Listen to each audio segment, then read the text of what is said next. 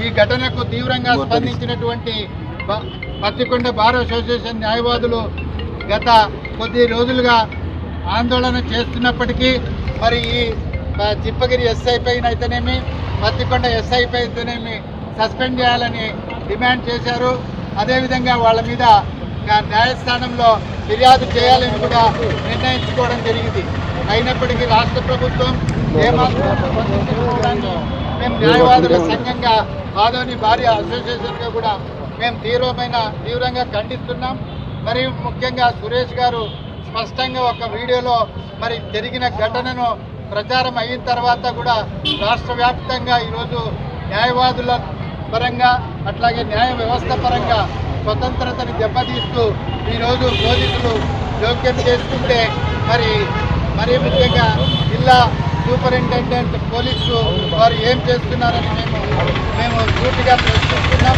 మరి ఫిర్యాదు ఇచ్చిన తర్వాత కూడా పత్తికొండ డిఎస్పీ గారు కూడా ఆయన మీద చర్య తీసుకోకపోవడం మేము శోచనీయంగా భావిస్తూ ఉన్నాము.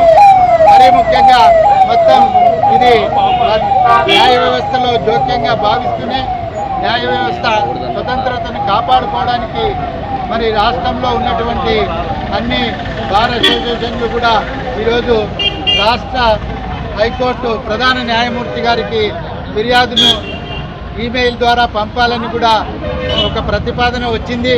ఆ ప్రతిపాదనకు మరి పత్తికొండ బార్ అసోసియేషన్లో ఉన్న న్యాయవాదులంతా కూడా ముందుకొచ్చి మరి ఫిర్యాదును మెయిల్ ద్వారా ప్రతి ఒక్క న్యాయవాది ఈ ఘటనను వ్యతిరేకిస్తూ ఖండిస్తూనే ఈ ఘటనలు తిరిగి పునరావృతం కాకుండా కొనసాగాలని న్యాయ వ్యవస్థ స్వతంత్రతను కాపాడాలని మరి రాష్ట్ర ప్రధాన న్యాయమూర్తికి విజ్ఞప్తి చేయాలని నిర్ణయించుకోవడం జరిగింది. మరి ఆ నిర్ణయాన్నిలో భాగంగా న్యాయ వ్యవస్థ స్వతంత్రంలో జోక్యం చేసుకున్నటువంటి ఆ పోలీసు అధికారులు ఇద్దరిని కూడా వెంటనే సస్పెండ్ చేయాలని న్యాయవాదులు కోరుతూ ఉన్నారు. వారిని సస్పెండ్ చేయడంతో పాటు వాళ్ళ మీద చట్టపరమైనటువంటి చర్యలు తీసుకోవాలి.